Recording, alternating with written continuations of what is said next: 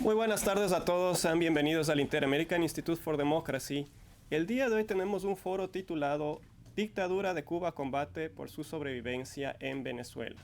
Para el efecto tenemos invitados una serie de expositores y expertos en el tema, connotados abogados, también activistas y luchadores por los derechos humanos. Quiero comentarles que el Inter-American Institute for Democracy es una entidad privada sin fines de lucro, cuyo objetivo es la promoción, la difusión de todos los valores de la libertad, la democracia, los derechos humanos y la institucionalidad en las Américas. Está constituido por académicos, políticos, profesionales, trabajadores, empresarios, hombres y mujeres de distintas nacionalidades. Es un centro de pensamiento, es un think tank sin connotaciones partidistas, que para el logro de sus objetivos realiza investigaciones, seminarios, coloquios y eventos en el contexto del pluralismo y la tolerancia. Mi nombre es Francisco Andara y les doy la más cordial bienvenida esta tarde. Para empezar, quiero invitar a la introducción que estará a cargo de la doctora Beatriz Rangel. La señora Rangel es una conocida empresaria del sur de la Florida. Es directora de AMLA Consulting Group y además es directora del Inter-American Institute for Democracy. Bienvenida, doctora Rangel.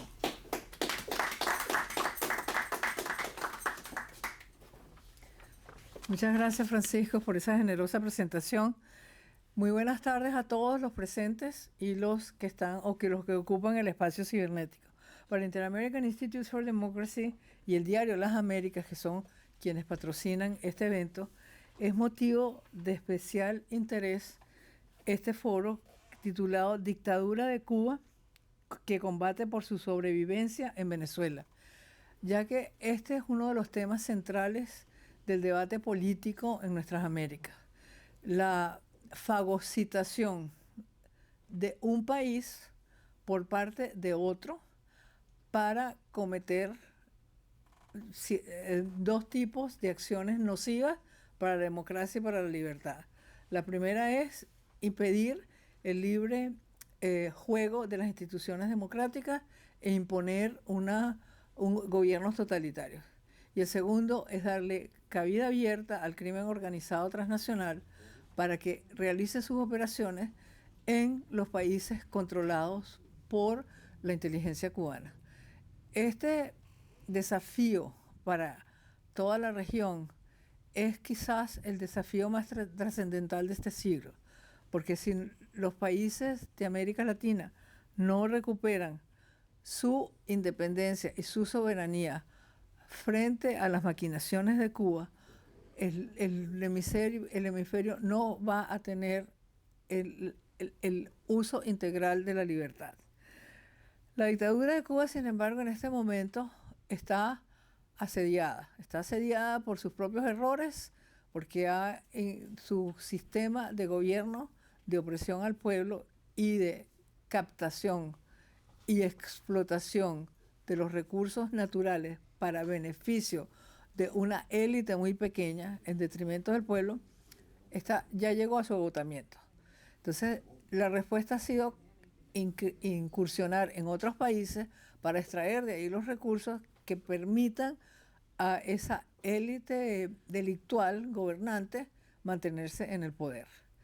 Sin embargo, en este momento la implantación de ese sistema en los países en que Cuba ha logrado imponer su control ha llevado a los mismos resultados del ejercicio del poder por parte del gobierno del mal llamado gobierno revolucionario. Por tanto, los países donde ellos controlan llevan a la miseria, al caos económico y realmente a la postración de los pueblos con la ausencia de libertad. Entonces, este es uno de los temas fundamentales, ver cómo se logra que en esta coyuntura difícil para Cuba, los pueblos de América Latina se puedan sacudir de una influencia maligna que solo ha logrado dividir a sus cuerpos políticos y destruir sus bases económicas. Y eso es el foco de nuestro estudio esta tarde. Contamos con personalidades distinguidísimas. Vamos a tener como orador de orden a la directora del Diario Las Américas, doña Iliana Labastida, y tenemos expositores distinguidísimos como Darcy Borrero, Carolina Berrero, Salomé García, Norges Rodríguez, María Teresa Morín, Kelly Martínez y Juan Antonio Blanco. Las conclusiones estarán a cargo de nuestro director ejecutivo, Carlos Sánchez Berzaín. De nuevo, bienvenidos y gracias por acompañarnos.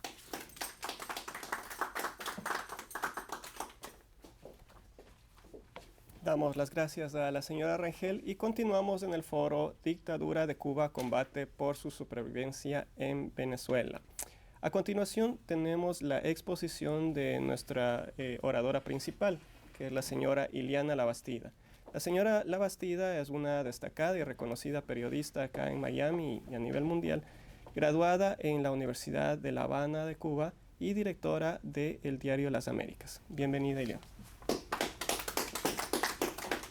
Buenas tardes, Francisco. Gracias al Instituto Interamericano por la Democracia por esta oportunidad de discutir un tema de tanto interés. Me complace mucho poder ser oradora principal de este foro en el que confluyen tantos jóvenes cubanos, que bueno, cubana como ellos, pero de generaciones muy anteriores y además de eso, formada en Cuba en un tiempo diferente al que les tocó vivir a ellos. Así que yo pienso que este intercambio de experiencias del tema que tratamos hoy es bien importante.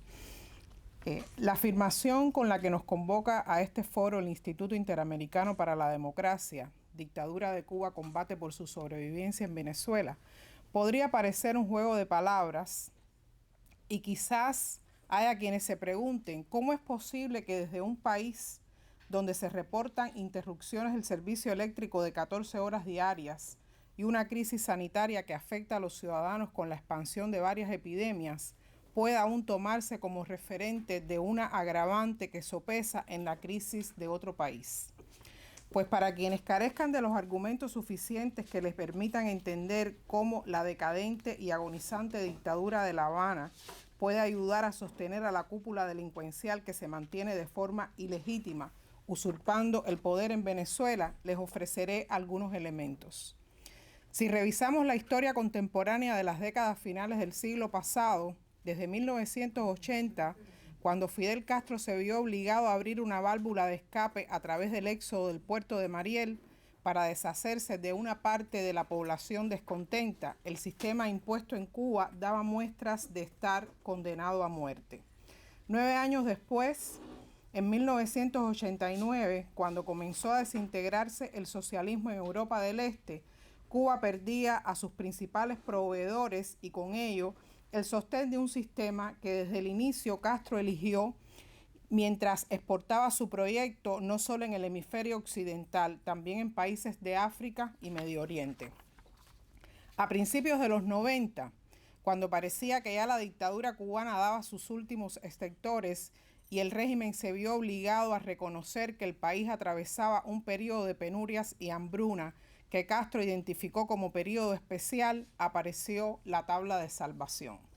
Hugo Chávez en Venezuela, que le sirvió a Castro en bandeja de plata el potosí de riquezas naturales que atesora la nación sudamericana, y con esta nueva alianza, Castro no solo encontró los glóbulos rojos que necesitaba para revivir su laboratorio en La Habana, también encontró el proveedor para comprar voluntades y fomentar en Latinoamérica lo que después conocimos como la transnacional de narcodictaduras que se escudan bajo el nombre de corriente socialista del siglo XXI, bajo la cual fueron secuestradas varias naciones.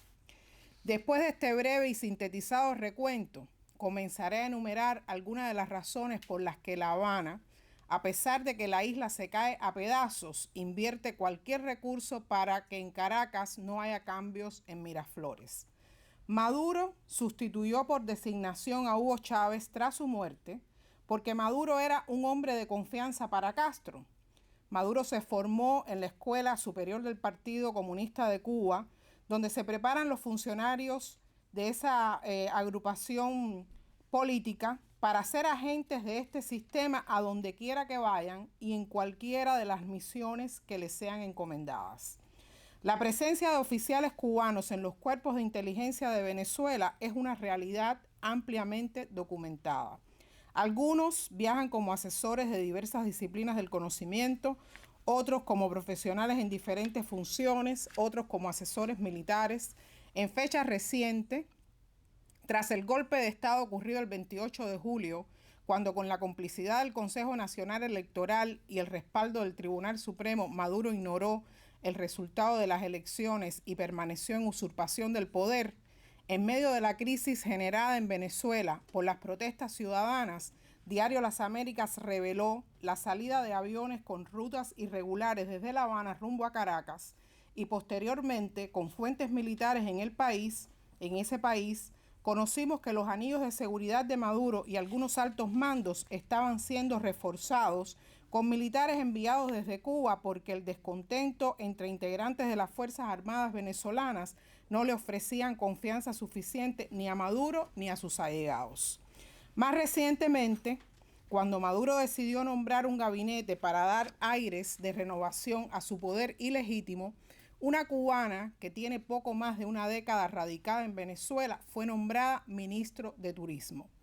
Si Venezuela fue la tabla de salvación para Castro en los 90, la Venezuela de hoy, dilapidada y saqueada 25 años después de que se estableciera allí una narcodictadura, aún así ofrece a la desgastada isla la opción de que por lo menos algún barco de petróleo le llegue y también, aunque tenga una connotación aparentemente de menos peso, ambos regímenes se complementan en la difusión de una narrativa de desinformación que mantiene entretenidos a los confusos o a quienes se dejan confundir. A La Habana no le conviene que el 10 de enero de 2025 en Venezuela tome posesión el presidente que eligieron más de 7 millones de venezolanos, porque esta persona, Edmundo González Urrutia, representa el Movimiento de Liberación Nacional que, liderado por María Corina Machado, tiene lugar en ese país y que incluye la descolonización de Venezuela del sistema de narcodictaduras cuya cabeza está en Cuba. Lo afirmo porque considero necesario identificar y denunciar la responsabilidad que ha tenido el régimen cubano en la desgracia que padecen los venezolanos y porque estoy segura de que una vez liberada Venezuela, el horizonte para Cuba se abrirá. Y eso también lo saben quienes intentan mantener en pie la dictadura venezolana con el respaldo de Cuba. Agradezco nuevamente la oportunidad y estoy segura que este panel se enriquecerá muchísimo con las exposiciones de los jóvenes que nos acompañan hoy. Gracias.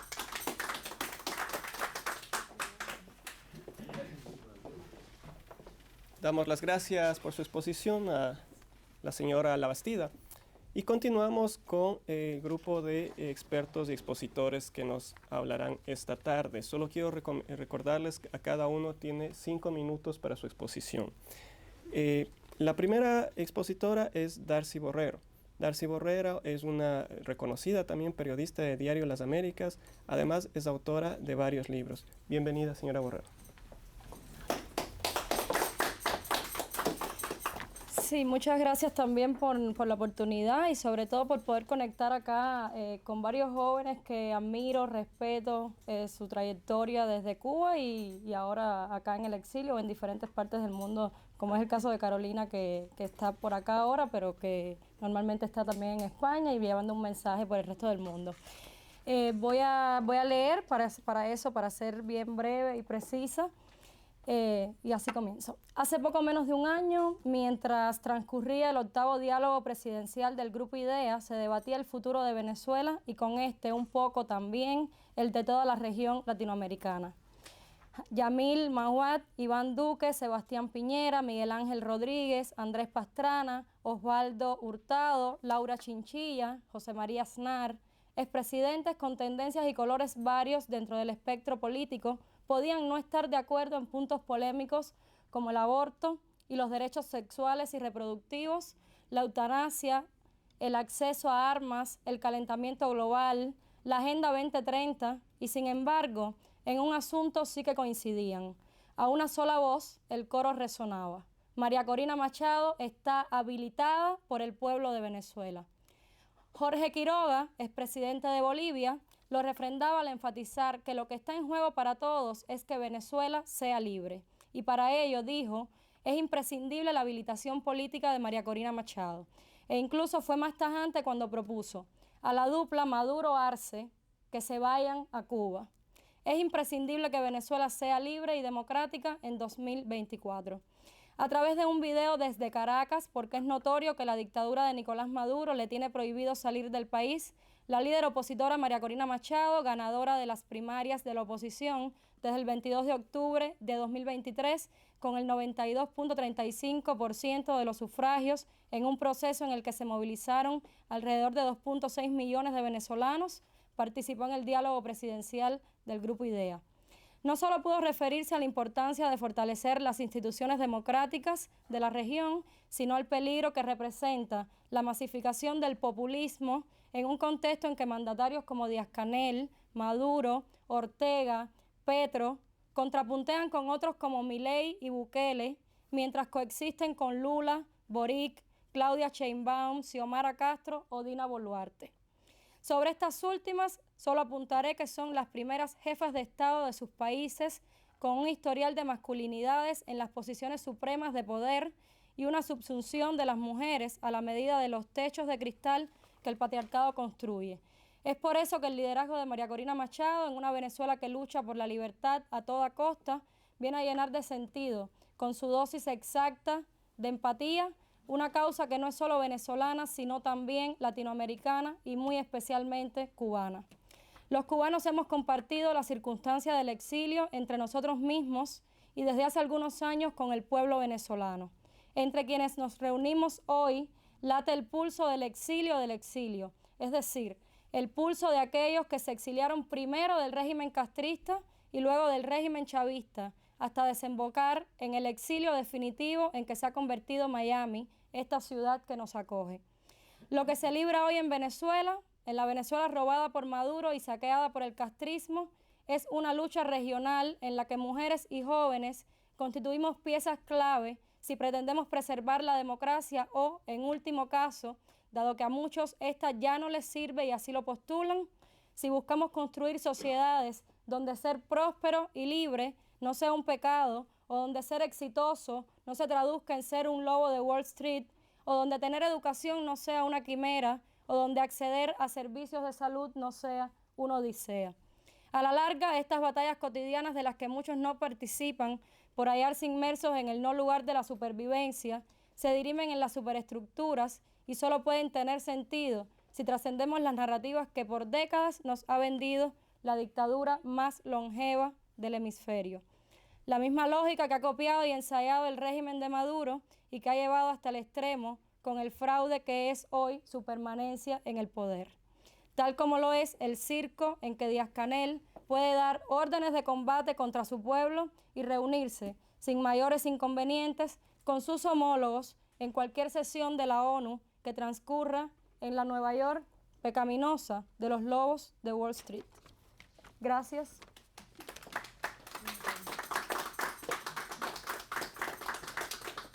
Muchas gracias, Darcy Borrero. Continuamos en el foro Dictadura de Cuba, combate por su sobrevivencia en Venezuela. Ahora quiero invitar a la señora Carolina Barrero. Señorita. Carolina es una defensora de los derechos humanos, es activista por la libertad y la democracia en Cuba, que participó en el movimiento de protestas contra el régimen en el año 2021. Como consecuencia de su activismo, enfrentó detenciones, persecución, arresto domiciliario y eventual exilio en febrero del año 2022.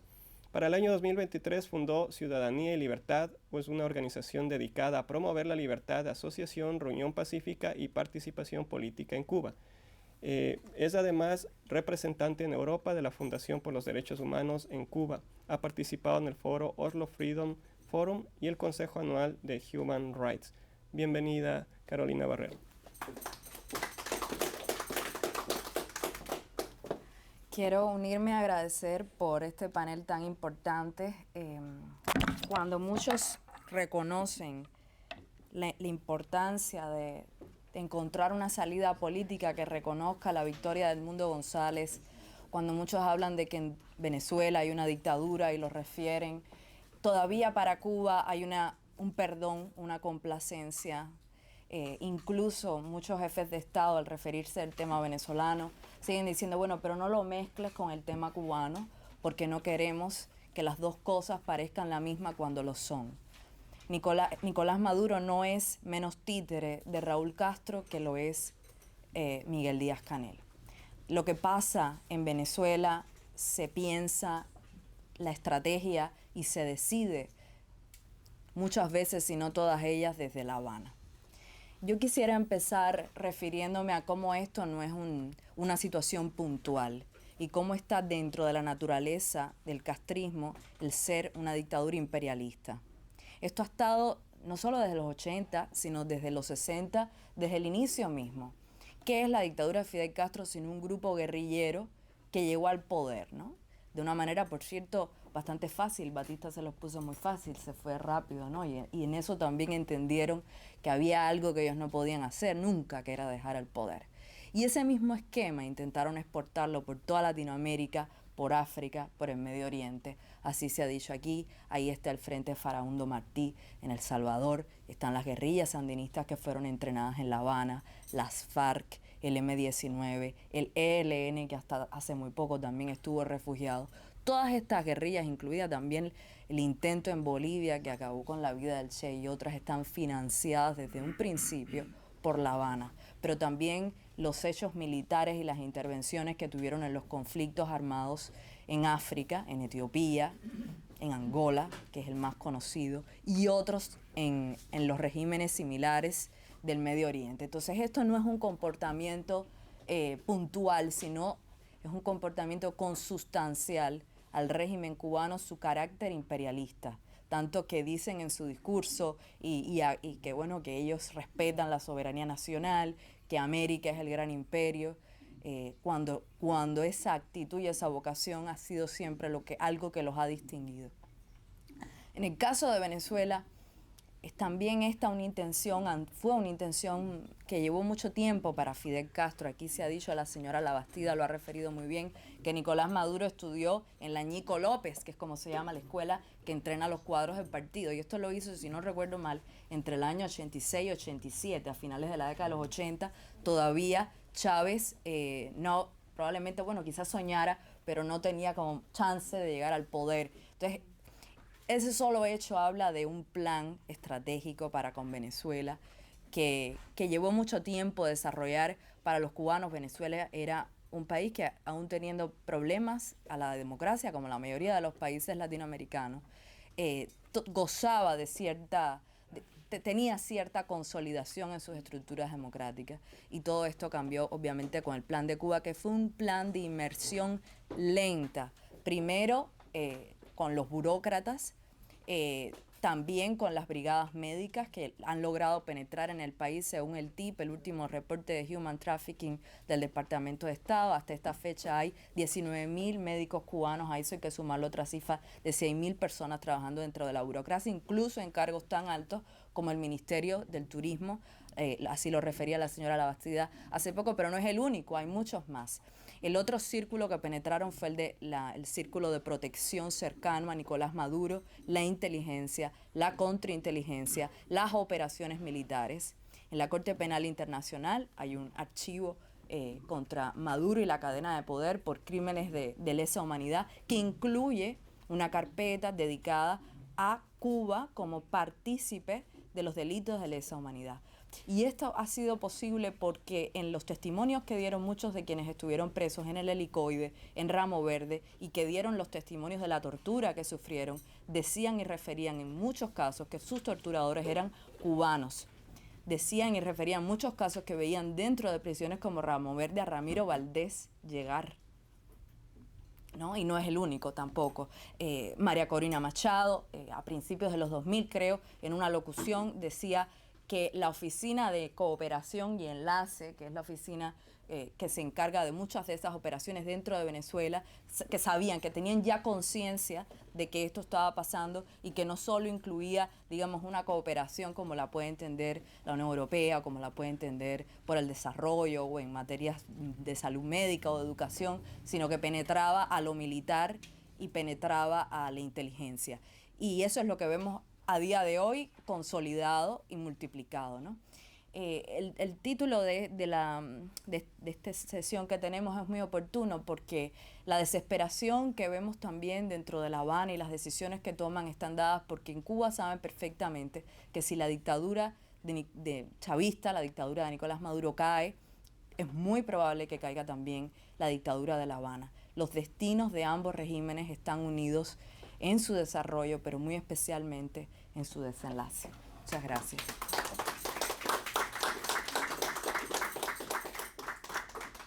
Damos las gracias a Salomé García por su intervención. A continuación damos las gracias a Carolina Barrero por su intervención. A continuación tenemos la presentación de Salomé García. Salomé García es conservadora de arte, es investigadora y activista feminista. Además es fundadora del grupo de trabajo Justicia 11J, que se dedicó a documentar detenciones arbitrarias tras el levantamiento social del 11 de julio en Cuba, junto con la Organización de Derechos Humanos Cubalex. Ha sido una defensora activa de la liberación de los presos políticos y por la democracia en Cuba, primero desde España y ahora en Estados Unidos. Bienvenida, señora García. Muchas gracias. Quiero comenzar con la historia de Zulmira Martínez, una joven de 22 años que permanece detenida en Cuba esperando juicio desde enero de 2023, acusada del delito contra el orden constitucional por llamar a sus seguidores desde un perfil anónimo en Facebook a protestar en las calles. Las fuerzas de la seguridad del Estado invadieron su casa, decomisaron su ordenador y otros equipos electrónicos y la mantuvieron secuestrada en el centro de tortura Villa Marista por semanas, hasta que fue forzada a grabar una confesión que fue transmitida en la televisión nacional. Quienes han seguido la ola represiva desplegada por el régimen de Nicolás Maduro después de su abrumadora derrota en las elecciones del 28 de julio podrán establecer fácilmente paralelos con la Operación Tuntún dirigida por Diosdado Cabello. El Foro Penal recogió recientemente el testimonio de Leida Castillo, madre de Jesús, un niño de 17 años, que recién se había inscrito en la universidad como deportista. Esta historia recuerda al cubano Roland Jesús Castillo Castro, también deportista, también de 17 años, acusado por la seguridad del Estado cubana del delito de sedición, por supuestamente liderar una de las protestas más grandes del 11 de julio en La Habana. Inicialmente condenado a 18 años de prisión, su condena fue cambiada a 5 años en un campamento de trabajo correccional, en granjas productivas, como las anunciadas por Nicolás Maduro para la reeducación de las personas detenidas después de las elecciones del 28 de julio. Un eufemismo para el castigo de trabajo forzado, una práctica soviética y que tiene una historia de décadas en Cuba. Es en este mismo tipo de prisiones donde gran parte de los detenidos del 11J continúan extinguiendo condenas. Los registros del Foro Penal y otras organizaciones de derechos humanos en Venezuela muestran un panorama muy similar al que documentamos en Cuba después del 11J. Las miles de personas detenidas pertenecen en su mayoría a los sectores más marginados de la sociedad, a quienes estos regímenes dicen defender. Muchas padecen de discapacidades o enfermedades crónicas y no han recibido atención debida. También son en su mayoría personas jóvenes, pues es a la juventud que no cree en su demagogia a quienes las fuerzas represivas temen más. Además, entre estas desmedidas cifras represivas se documenta la detención de decenas de activistas y defensores de derechos humanos, periodistas y líderes de partidos opositores. La misión independiente de verificación de los hechos sobre Venezuela ante las Naciones Unidas ha demostrado que desde 2006 los órganos de inteligencia del régimen castrista participaron en la reestructuración de los servicios de inteligencia en Venezuela, bajo la Dirección General de Contrainteligencia Militar. Venezuela, por lo tanto, ha importado sus métodos represivos desde Cuba. A su vez, ambos regímenes reciben entrenamiento de instituciones del régimen de Vladimir Putin en Rusia, como hemos denunciado que varios fiscales responsables de las condenas de manifestantes del 11J habían participado en cursos en Rusia. Estos regímenes, también con la participación de Daniel Ortega en Nicaragua, coordinaron y facilitaron en los últimos años un éxodo masivo como válvula de escape para el hastío de sus poblaciones, en una operación masiva que recién hoy se está reconociendo como lo que ha sido, de tráfico humano. Bajo esta cobertura también han aprovechado para forzar al exilio a la mayoría de periodistas y activistas que no estaban ya en prisión. Mucho antes de que Venezuela perdiera el 30% de su población en los éxodos masivos de la última década, Los cubanos tuvimos la Operación Pedro Pan, Boca de Camarioca, el Mariel. Hemos sufrido por más de 6 décadas que se nos arrebate nuestra ciudadanía solo por tomar la decisión de salir del país. Hemos también luchado desde entonces por restaurar la democracia en Cuba y por reunir nuestras familias. Conocemos el dolor y las aspiraciones del pueblo venezolano que puso su esperanza en las recientes elecciones. Nuestras juventudes venezolanas, nicaragüenses, cubanas, merecen un futuro libre de represión política, libre de propaganda y adoctrinamiento, un futuro sin separación familiar, sin exilios forzados, sin secuestros políticos ni ejecuciones extrajudiciales. Ya es tiempo, a más de 3 décadas de la aparente derrota del imperialismo soviético, que el mundo se una, como ha hecho alrededor de las fuerzas democráticas de Ucrania, para demostrar que las víctimas y sobrevivientes del totalitarismo comunista merecemos libertad y justicia. Esto debe incluir acciones concretas, sancionar a represores, dejar de legitimar a instituciones estatales que forman parte de la maquinaria represiva, sancionar a las empresas que colaboran con estos regímenes a través de redes de testaferros en el lavado de activos y elevación de sanciones, reconocer y apoyar a la oposición y a las organizaciones de defensoras de derechos humanos y reconocer que la primera causa de las crisis humanitarias que enfrentan nuestros países es la opresión política de estos regímenes totalitarios. Muchas gracias.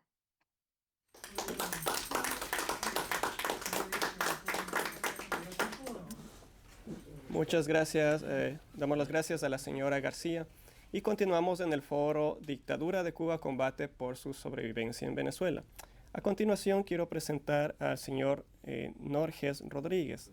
El señor Rodríguez es graduado de Ingeniería en Telecomunicaciones y Electrónica en Cuba. En el año 2013 se inicia como bloguero en Cuba y participa en una campaña por el acceso libre y asequible a Internet. Ha participado en varias conferencias, entrenamientos y seminarios sobre activismo, periodismo y derechos humanos tanto en México, Canadá, Estonia, Ecuador, Suecia y Noruega. Desde el año 2018 es director y editor de Yucabyte, un medio de prensa sobre derechos digitales, tecnología, activismo, cultura y sociedad. Bienvenido, señor Rodríguez. Sí, bueno, gracias por la invitación a este panel. Yo creo que es súper importante este tema que estamos analizando hoy, por las consecuencias que tiene, no solamente para los dos países, sino para todo el hemisferio. Y yo quiero hablar hoy de un tema del que se habla poco, y es de la colaboración. O sea, se ha hablado de la colaboración del régimen cubano y el régimen venezolano en temas de militar, en temas de seguridad, pero se ha hablado muy poco de la colaboración en temas de tecnología y ciberseguridad, y yo quiero abordar un poco ese tema. En 2007, Ramiro Valdés, que en ese momento era ministro de Informática y Comunicaciones en Cuba, y que lo mencionaba Carolina hace un rato, ¿no? Fue fundador de los órganos de la seguridad del Estado, del órgano represor de Cuba, pero en 2007 estaba al frente del Ministerio de Informática y Comunicaciones porque el régimen entendió que era un ministerio que había que controlar con mano dura, ¿no? Un ministerio que estaba vinculado al acceso a Internet y al acceso a las tecnologías en general. En una conferencia que hubo en La Habana ese año, en 2007, Ramiro Valdés dijo que el Internet era un potro salvaje que había que domarlo. Y luego de esa conferencia, Ramiro Valdés hizo 2 viajes importantes. El primer viaje que hizo fue a Rusia, a reunirse con el gobierno de Putin para firmar memorandos de entendimiento. Y el segundo viaje que hizo ese año fue a Venezuela, precisamente también a hacer lo mismo, a firmar un acuerdo un memorando de entendimiento con el director en ese momento de PDVSA, para cambiar todo el sistema que tenía que ver con informática que tenía PDVSA en ese momento, y empezar a brindar servicios de software a PDVSA y a iniciar un vínculo entre Cuba y Venezuela que incluyó en ese momento empresas como Copestel, que dirigió durante mucho tiempo este señor Ramiro Valdés, y empresas como Albet, que es una empresa vinculada a la Universidad de Ciencias Informáticas, una universidad que fundó Fidel Castro, que fue la base de Lourdes de Radio Escuchas en La Habana. Estas empresas estuvieron muy vinculadas a todo el sector estatal de Venezuela, al punto de que llegaron, por ejemplo, a instalar todo el cableado estructurado del Ministerio de Justicia de Venezuela, el cableado y los servidores de ese Ministerio de Justicia. Pero además de eso, también estuvieron vinculadas a el cableado en general de más de 9.000 kilómetros de fibra óptica en Venezuela, controlando una infraestructura que es crítica en un contexto como el de Venezuela. O sea, no era solamente que tenían control de todo el aparato militar, de todo el aparato vinculado a la seguridad y a la represión, sino que tienen un control hoy todavía de todo lo que tiene que ver con las telecomunicaciones. Esto coincidió con el momento en el que el régimen de Chávez y luego el de Maduro se hizo del control de casi todo el sector de las telecomunicaciones, donde sobreviven empresas todavía privadas de telecomunicaciones, pero que se subordinan al ente regulador de telecomunicaciones, que es Conatel en Venezuela. Otro de los temas vinculados a esto es el tema de la censura en el espacio digital. Cuba inicia el acceso a Internet cuando en los años 90, en un sector que era solamente reservado para las personas que estaban vinculadas al Estado, ¿no? Que trabajaban en instituciones estatales.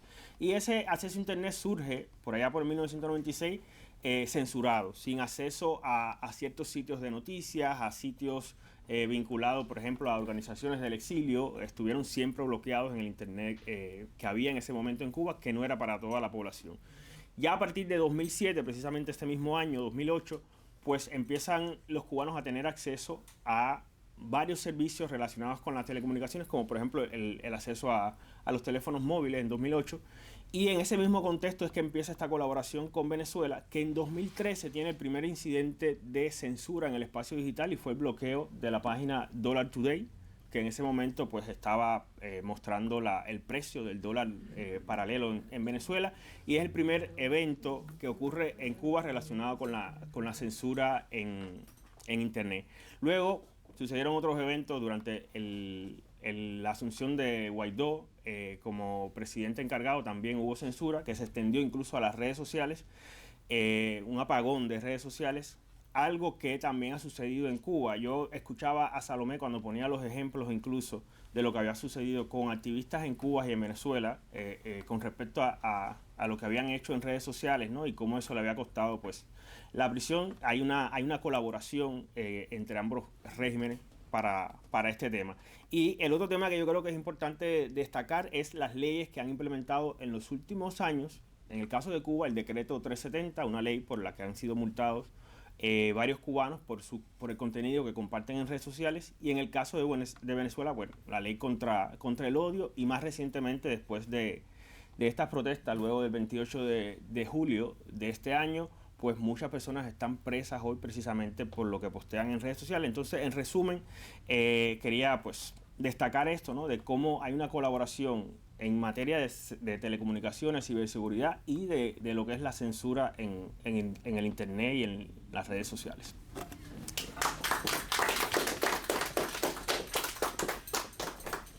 Damos las gracias al señor Rodríguez y continuamos con la señora María Teresa Morín. La señora Morín es directora del Comando de Campaña con Venezuela aquí en Estados Unidos. Además es directora cultural y directora de Vente Venezuela. Bienvenida, señora Morín.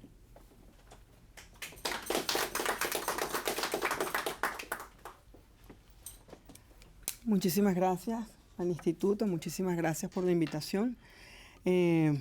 Yo simplemente quiero hablar como venezolana sobre lo que siente un venezolano o una venezolana cuando una nación extranjera ocupa de una manera inexplicable su territorio. Y esto no comenzó con la formación de Nicolás Maduro o no comenzó cuando Fidel Castro le puso el ojo a Chávez después de la intentona de golpe de Estado. Esto comenzó mucho antes. Fidel Castro siempre necesitó de los recursos de Venezuela para poder esparcir su proyecto comunista en todo el hemisferio y en el mundo, porque sabemos que el modelo cubano ha llegado a otro hemisferio. Eso comenzó probablemente en el año 67, con aquel intento de invadir Venezuela, el famoso invasión por las costas de Machurucuto, en aquella intentona en donde había, por supuesto, militares cubanos y guerrilleros cubanos, y también excomunistas y guerrilleros venezolanos. El régimen cubano nunca aceptó esta acusación. Venezuela lo denunció ante la Organización de Estados Americanos. Y desde ese momento, en aquel momento, Venezuela rompió relaciones diplomáticas con Cuba. Hubiera sido realmente muy bueno para todos nosotros que esas relaciones hubieran permanecido rotas desde aquel momento. Pero la verdad es que, bueno, por supuesto, Fidel Castro negó todas las acusaciones, pero luego se encontraron fusiles AK-47 que no había forma de que los venezolanos habíamos tenido eso, ¿no? Y fueron afortunadamente en aquel momento repelidos por nuestras Fuerzas Armadas. Pero hay algo importante, ¿no? Y es que en honor a la verdad hubo muchos presidentes venezolanos que coquetearon durante muchísimos años con el régimen cubano. Muchos. Hubo siempre como una gran admiración por la figura de Fidel Castro, por lo que nosotros pensábamos que era verdad, que era el gran éxito del modelo cubano con la medicina, los deportes, la cultura, cosa que después con el tiempo se demostró que no era cierto, era un gran mito. A mí nunca se me va a olvidar en la cumbre, cuando se hizo aquella, Chávez organizó aquella famosa cumbre iberoamericana, y ya para ese momento teníamos muchísimos de esos médicos cubanos en Venezuela, y Fidel Castro se estaba operando en Margarita. Nunca se me va a olvidar que Fidel Castro fue a Venezuela a operarse, y todo el mundo decía, bueno, ¿cómo es que es la medicina cubana que es tan bien ponderada? Y resulta que Fidel Castro, el máximo líder de la Revolución Cubana, tuvo que ir a operarse a Venezuela. Pero una de las cosas que no solamente, o sea, la destrucción de Venezuela, el desmantelamiento operativo y funcional de todas las instituciones de Venezuela por parte del régimen cubano, con el apoyo del régimen cubano, no fue solamente eso, no solamente una gran catástrofe económica, sino desde el punto de vista social y espiritual, la gran destrucción que el régimen cubano ha podido fomentar en Venezuela es algo sin precedentes, ¿no? Yo recuerdo que yo veía yo como mujer, con mucho dolor, como la mujer cubana, ya voy a terminar, tuvo que prostituirse para poder, las famosas historias que uno escuchaba de las jineteras, y con gran dolor vemos ahora cómo las jóvenes venezolanas han tenido que prostituirse para poder sobrevivir. Me da muchísimo dolor. Esa es una de las grandes importaciones de estos regímenes, ¿no?, que han llevado a nuestros jóvenes a prostituirse para poder sobrevivir. Por supuesto, todos los venezolanos estamos muy atentos a lo que pueda hacer la Corte Penal Internacional en los próximos. Estamos esperando desde hace muchísimo tiempo esto, pero hay una cosa que es importante, ¿no?, que es cuándo se le va a exigir también que la Corte Penal Internacional y la comunidad internacional ya comience a actuar nuevamente sobre Cuba. Siempre ha habido una gran complacencia con Cuba, pero señores, la raíz del mal, esto es una serpiente ahorita tricéfala, pero la cabeza principal de esta serpiente tricéfala, que es Venezuela, Cuba y Nicaragua, es indiscutiblemente Cuba. Y yo creo que hay que hacer un llamado, todos nosotros, los venezolanos, los nicaragüenses y los cubanos en el exilio, tenemos que exigir que también se le ponga ya de una vez por todas una observación importante al régimen cubano. Bueno, 5 minutos no me alcanzan para todo lo que tengo que decir, pero bueno, muchísimas gracias una vez más al instituto.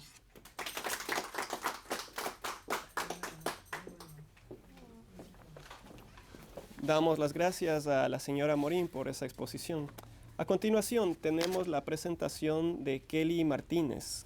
Kelly Martínez es escritora e investigadora, licenciada en Artes y magíster en Literatura comparada por la Universidad Central de Venezuela, donde vivió 20 años. Ha publicado poemarios, cuentos, distintos escritos. Desde el año 2014 reside en Miami, Florida, y en el año 2024 ganó la Cintas Foundation Fellowship in Creative Writing, una beca otorgada exclusivamente a creadores cubanos. Bienvenida, Kelly. Buenas, mi nombre es Kelly Martínez Grandal, soy una escritora cubano-venezolana, así que vengo, digamos, en calidad de testigo de un proceso que afectó mi vida, por supuesto, y afectó a 2 países fundamentales en la cuenca del Caribe por distintas razones. y afectó de hecho a toda América Latina, que es la asociación, por llamarla de alguna manera, entre Cuba y Venezuela. Para nadie es un secreto que Castro estaba interesado en Venezuela desde hace mucho, específicamente en el petróleo venezolano. Creo que tampoco es un secreto eso para nadie. Detrás de cualquier presupuesto ideológico, lo que había era interés por el petróleo. La invasión a Machurucuto, que si la memoria no me falla, fue en 1967, de alguna manera es constancia de eso. Además del petróleo, haber entrado con las guerrillas en territorio venezolano, en territorio rural venezolano, hubiese sido la posibilidad de expandirse muy fácilmente por América Latina, considerando que Venezuela hace frontera con Colombia, es frontera con Colombia y tiene frontera con Brasil. La invasión falló, eso, bueno, está más que documentado en los libros de historia, pero a finales de los 90 la aparición de Hugo Chávez en el terreno de la política venezolana puso nuevamente esa posibilidad de meterse en Venezuela y de controlar el petróleo venezolano en bandeja de plata. A estas alturas del partido creo que es absurdo dudar del peso inmenso que tuvo la injerencia cubana en todo el proceso venezolano, que es un terreno que hay que estudiar muchísimo todavía. Por supuesto, injerencia en lo militar, injerencia en lo político, injerencia en lo económico. No solo con Chávez, Nicolás Maduro está formado en Cuba. Es una historia demasiado larga y demasiado compleja para resumirla en 5 minutos y para hablar de algo que además me afecta en lo personal profundamente. Cuando a uno lo afectan tanto las cosas, a veces es más difícil poner distancia. Cuando me invitaron a este foro, yo pensaba mucho en qué puedo aportar yo a esta conversación, aunque sea para abrir la idea, que ya que yo no soy politóloga, no soy analista político, que puedo aportar yo como testigo y como memoria, sobre todo como memoria de este proceso y como escritora. Creo que hay un largo terreno que recorrer, una larga investigación por hacer en cuanto al lenguaje, en cuanto a la injerencia del lenguaje de la Revolución Cubana en Venezuela. No me gusta decir Cuba. Cuba es un país mucho más amplio que su sistema político, una cultura mucho más rica, mucho más hermosa que la desgracia de su sistema político. Por eso hablo de Revolución Cubana y de los Castro. Yo llegué en 1993 a Venezuela a los 13 años. Chávez tomó el poder en el 99. Y el cambio de lenguaje, la aparición de eso que Orwell llamó un neolenguaje en esos 5 años o en ese trayecto de Chávez instalándose en el poder, comenzó a ser más que evidente. Empezaron a repetirse palabras que yo pensé que nunca iba a repetir en mi vida. Y empezó, digamos, a codificarse la realidad venezolana de otra manera. Creo que es importante prestar atención a cómo se ha ido manejando ese lenguaje cuando se piensa en estrategias del gobierno cubano para seguir manteniéndose en el, digamos, manteniendo su poder sobre Venezuela, porque es probable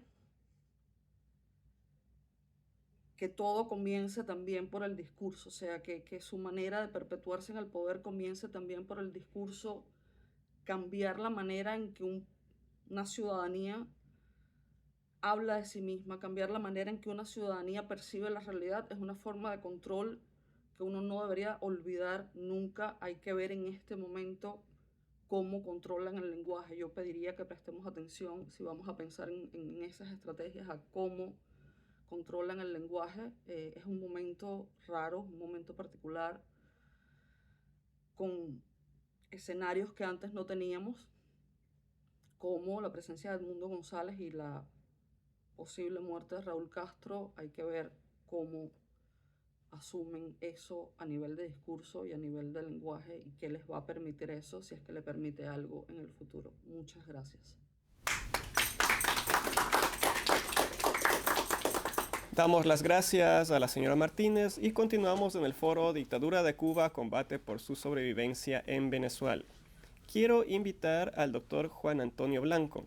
El doctor Blanco es doctor en Historia de las Relaciones Internacionales en la Universidad de La Habana y en Manejo y Transformación de Conflictos por la Universidad de la Paz de Naciones Unidas.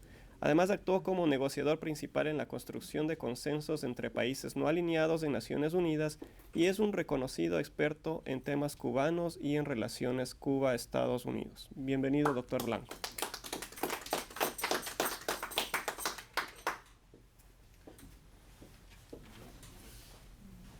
Bueno, yo he asistido a varias reuniones aquí a las que han tenido la cortesía de invitarme, pero siendo esta una reunión con venezolanos, yo quisiera comenzar por pedirles perdón. Les pido perdón como cubano, porque cada muerto en Venezuela, cada gota de sangre, cada joven que tiene que prostituirse, es una responsabilidad cubana.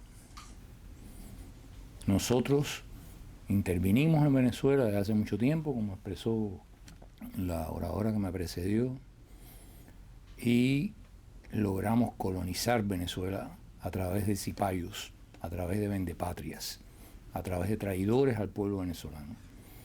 Y a partir de ahí se instauró todo un modelo totalitario de dominación que permitió que la sociedad venezolana no fuera un calco exacto del totalitarismo cubano. Por eso es que existen partidos políticos que son capaces de ganar elecciones, y por eso es que bajo la represión existen rendijas para decir cosas en la prensa o en medios alternativos, porque eso le convenía también a esa proyección de imagen liberal que querían, de normalidad que querían presentarse ante el mundo. Pero la esencia era la construcción de ese Estado represivo, invasivo, que controla todos los sectores, incluido el lenguaje, como decía Kelly hace unos momentos. Cómo ese lenguaje orwelliano se instaura precisamente para poder dominar a partir de él el pensamiento de las personas. Y cómo como dijo Norge, cómo también se llevaron allá todas las técnicas de dominación y control de los medios de comunicación. A mí siempre dije, cuando empecé a trabajar en este tema de Venezuela específicamente, que a mí me llamaba la atención cómo era que continuamente se decía, bueno, pero no podemos invadir Venezuela, no puede haber una solicitud de invasión a Venezuela. Y yo siempre decía, bueno, podemos discutir eso, pero lo cierto es que hay una invasión. Esa invasión ocurrió y hay una ocupación del invasor en Venezuela. Entonces, de la cuestión que se trata es cuáles son los medios para sacar a esos invasores a patadas de Venezuela y cómo el pueblo venezolano puede recuperar su soberanía. Y el pueblo venezolano nos ha dado recientemente, bajo el liderazgo de María Corina Machado, grandes lecciones de cosas que nosotros habíamos abandonado como una posibilidad de nuestra lucha, dadas las características realmente totalitarias de nuestro sistema, que no es comparable al de ellos, pero en materia de amplitud en cuanto a la capacidad de abrazar a aquellos que hasta el otro día eran nuestros enemigos, que hasta el otro día eran los que nos chivateaban en las esquinas o los que nos perseguían de una manera o la otra, y que llega un momento en que toman conciencia, se arrepienten, porque la vida y las condiciones de vida miserables lo lleva a eso, y cómo María Corina es capaz de hacer esta primera rebelión política sumando a todas esas personas, incluido el sector militar, que está comprobado que en todas las guarniciones votaron a favor de la oposición. incluidos esos militares que tenían que evitar que los opositores se hicieran de las actas y que sin embargo colaboraron para que tuvieran acceso a las actas y pudiéramos hoy tener una evidencia de que se habían robado, intentado robar las elecciones. Entonces, lo que sí queda, de la misma manera que trataron de imprimirnos en la cabeza que hablar de una invasión era políticamente incorrecto, cuando había una invasión que ya existía, esa era la que había que discutir y ver de qué manera sacarla ahí. Yo creo que hay muchas cosas que se han ido asentando como lo políticamente correcto y las franjas de expresión que se supone que uno no debe cruzar para no dar una impresión errónea de que somos personas violentas o personas que aspiramos a cambiar la circunstancia del status quo por cualquier vía. Yo soy, alguien lo refirió aquí cuando me presentó, yo soy, entre otras especialidades, experto en resolución de conflictos.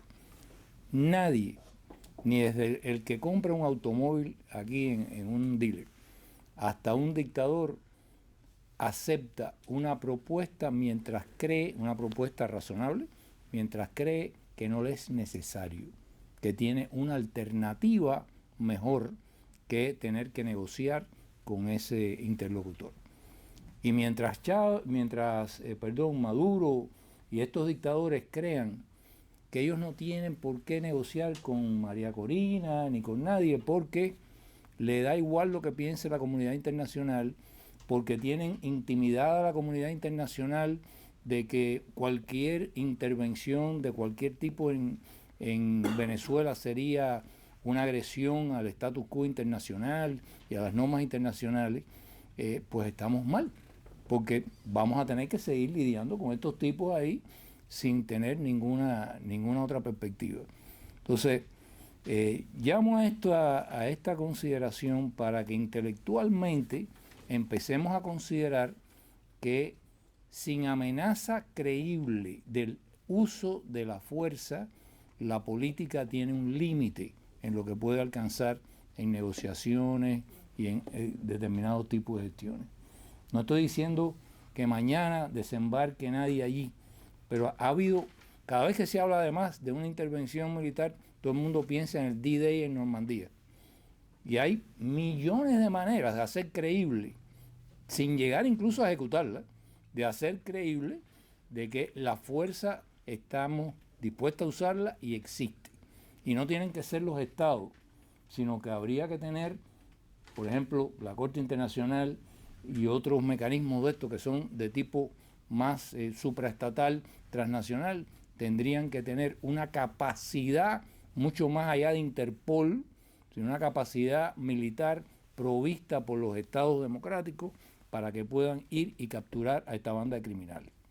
De lo contrario, vamos a seguir con ellos ahí y vamos a tener que lidiar el sacrificio en vidas que significaría la opción de no recurrir a la amenaza creíble del uso de la fuerza sería terrible para el pueblo venezolano, para el pueblo cubano y para el pueblo nicaragüense.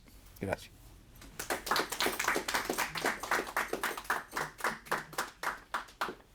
Damos las gracias al doctor Blanco y continuamos con las conclusiones. Las conclusiones estarán a cargo del doctor Carlos Sánchez Berzaín, abogado, político, politólogo y director del Inter-American Institute for Democracy. Muchas gracias. Empezar agradeciendo a nuestros extraordinarios expositores de hoy día, doña Ileana Labastida, por su claridad en el enfoque amplio de este tema, a los expositores jóvenes que hemos querido tener hoy y que nos han hecho la gentileza de participar, gente que estaba en Cuba hasta hace poco, gente que participó en el 11 de julio, que fue presa, que fue perseguida y que luego ha sido exiliada, gente de una generación educada y adoctrinada por la dictadura de Cuba, que ahora está señalando a la dictadura como el gran fracaso histórico que es, y también la participación de gente de esa otra etapa de la historia de la dictadura cubana, como Juan Antonio Blanco, y la participación de una venezolana notable, que es la representante María Corina Machado en los Estados Unidos. Dictadura de Cuba, combate por su sobrevivencia en Venezuela. Ha quedado demostrado que eso es así, porque a partir de las descripciones que aquí se han dado, podemos resumir la acción de control, dominación y ocupación de Venezuela por parte de la dictadura de Cuba en el hecho de que hoy día Venezuela es un satélite de la dictadura cubana, ha copiado absolutamente todo su sistema criminal, opera en ese sistema criminal y además rinde cuenta al poder central que está en La Habana. Venezuela es hoy día un país ocupado y esa ocupación empieza de una manera curiosa. Cuando en 1999 Hugo Chávez toma la presidencia de Venezuela, acude de inmediato a salvar a la agonizante dictadura cubana que estaba terminándose en su periodo especial. Las democracias de las Américas, a partir de 1994, que se reúne la primera cumbre de las Américas, y después de la caída del muro de Berlín, la desaparición de la Unión Soviética, tenían dos opciones. Terminar con la dictadura de Cuba, que era la propuesta de varios mandatarios de la región en ese tiempo, o esperar que la dictadura de Cuba caiga por sí sola, que fue la propuesta del gobierno americano de ese tiempo y que tenía que suceder al final de la década. Pues antes del final de la década, en 1999, llegó Hugo Chávez, salvó la dictadura y puso en marcha un proceso que era un proyecto de Chávez, un proyecto de Venezuela que subordinaba a Cuba, que la salvaba y que utilizaba todo el soporte del aparato represivo, del know-how criminal de Cuba, pero en beneficio de Chávez. El tercer socio de ese proyecto es Lula, que había organizado el Foro de Sao Paulo el año 91 para soportar, para sujetar a la dictadura de Cuba y que lo logró hasta que llegó Chávez. Esto es lo que sorprende al siglo XXI en las Américas, con la irrupción de un grupo que se empieza llamando Movimiento Populista Bolivariano y que a partir del dinero del petróleo venezolano lleva adelante hechos prodigiosos, no sin la ayuda de la historia, porque acontece en los ataques terroristas del 11 de septiembre de 2001 y eso cambia toda la política exterior americana, que empieza a abandonar América Latina en el momento en que avanzaba la sombra del hoy conocido como socialismo del siglo XXI. Esa historia se conoce y se ha descrito aquí, pero lo que quiero destacar es que de 1999, fecha en la que Chávez toma el poder y empieza a auxiliar a Cuba, al 5 de marzo de 2013 en que se declara la muerte de Chávez, el proyecto era chavista, el proyecto era venezolano y el dictador Castro y todo su equipo eran subordinados y estafetas del líder venezolano. Y si no, revisen ustedes la historia. El centro, porque era el que manejaba el dinero, era Chávez. Chávez organiza el Petrocaribe, Chávez controla la OEA a través de Insulsa, Chávez respalda y crea el kirchnerismo en la Argentina, el levismo y la dictadura en Bolivia, Correa en el Ecuador, soporta el acceso de todos los gobernantes de izquierda en el Paraguay, en el Uruguay, el obispo Lugo, José Mujica, soporta en la presidencia y prolonga la presidencia de el dirigente obrero brasilero, también venido de la guerrilla, que es Lula, y controla toda la región. Pero hay un momento de quiebre, que es la muerte de Chávez. Chávez enferma y Chávez muere. Y para mostrar que este es el momento magistral de la estrategia cubana para terminar de apoderarse de Venezuela, está el libro de Enrique Salas Romer, el gobernador venezolano que compitió en la elección con Chávez el año 99 y que la perdió, que se llama El futuro tiene su historia.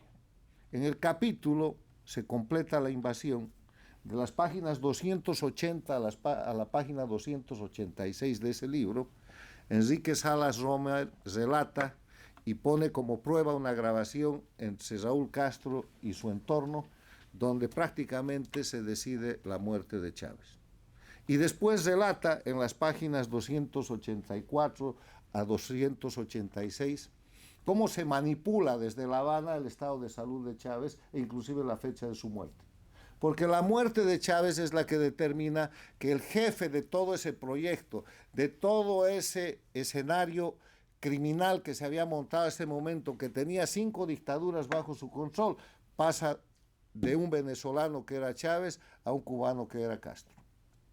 Y ese es el momento en el que se certifica el control definitivo y la condición de satélite y colonia de Venezuela. Porque ahí se disputa quién era el sucesor de Chávez. Y en la disputa del sucesor de Chávez aparece la corriente castrista, Maduro, y la corriente chavista, Diosdado Cabello.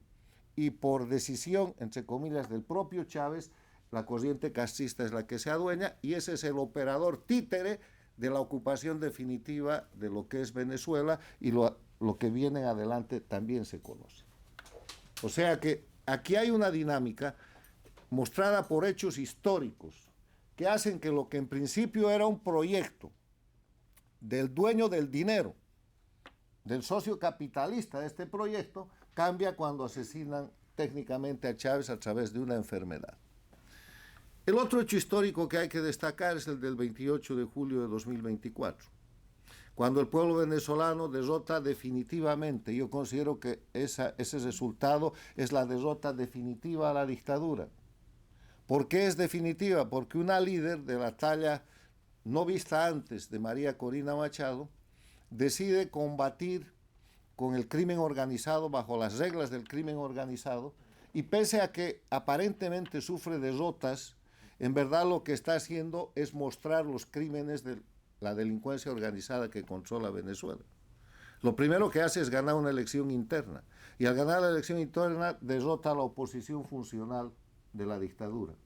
Cuando la inhabilitan y en vez de patear el tablero y denunciar que esa elección no iba a ser limpia, se busca a Corina Lloris, a la Corina 2, para seguir el juego y cuando inhabilitan a Corina 2 se busca de la lista de los candidatos que había aprobado la dictadura a un personaje que de buenas intenciones, de buen currículum, que resulta ser González Urrutia, que es hoy día el presidente electo de Venezuela.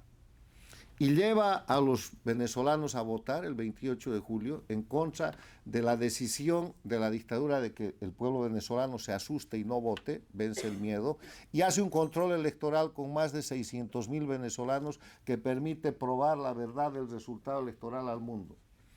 La derrota es definitiva. Es tan definitiva que lo único que le queda a la dictadura es el uso de la fuerza. Y por eso desencadena el terrorismo de Estado y ahí viene la intervención de la represión directa por parte de la dictadura dueño, de la dictadura jefe de Cuba, que manda a las avispas negras que están operando en Venezuela, que toma grupos represivos de la dictadura de Bolivia y los manda a Venezuela y que pone grupos operativos Wagner que están probadamente reprimiendo, encarcelando y masacrando al pueblo venezolano. ¿Qué quiere decir esto?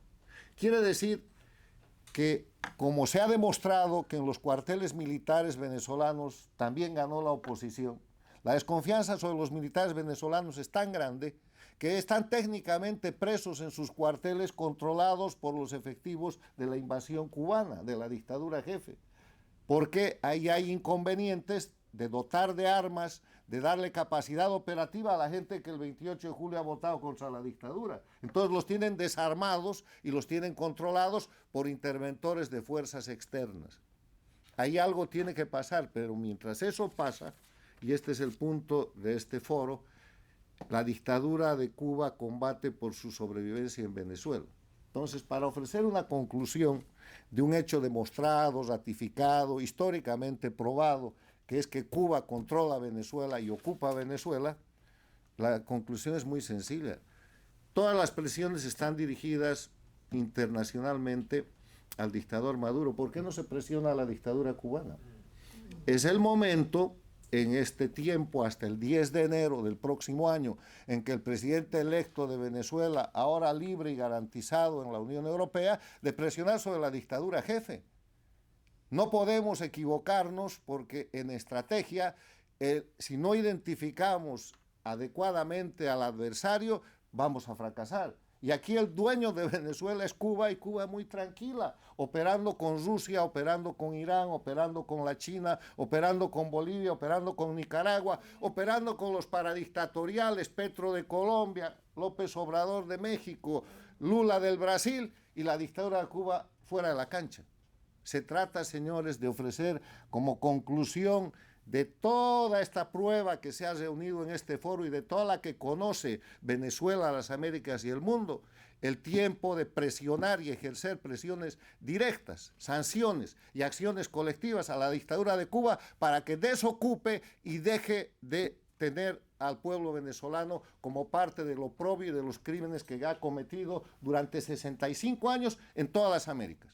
Porque la dictadura de Cuba empezó invadiendo, siguió haciendo guerrillas, organizó las FARC, el ELN, invadió Bolivia, mandó el Che Guevara, que murió en las operaciones de Bolivia, se metió en el narcotráfico, es el primer narcoestado, y después empezó a operar el sistema de narcotráfico como instrumento de lucha antiimperialista, proclamado por Fidel Castro, secundado por el Che Guevara y después repetido por Chávez, por Maduro, por Evo Morales, hasta llegar ahora a la presión de tipo migratorio, que con la misma miseria que ellos producen, presionan las fronteras y presionan los sistemas de salud, de educación y de seguridad de las democracias de la región. Es Cuba. Si Venezuela está ocupada por Cuba, como realmente se demuestra, entonces los líderes del mundo tienen que volcar su visión y su presión no al títere que está arrinconado en Miraflores y que ya está derrotado, sino a los titereteros que están en La Habana. Gracias. Damos las gracias al doctor Berzaín y con esto concluye el foro Dictadura de Cuba, combate por su sobrevivencia en Venezuela. Damos las gracias a quienes nos acompañaron en internet y aquí en las oficinas del Inter-American Institute. Una buena tarde.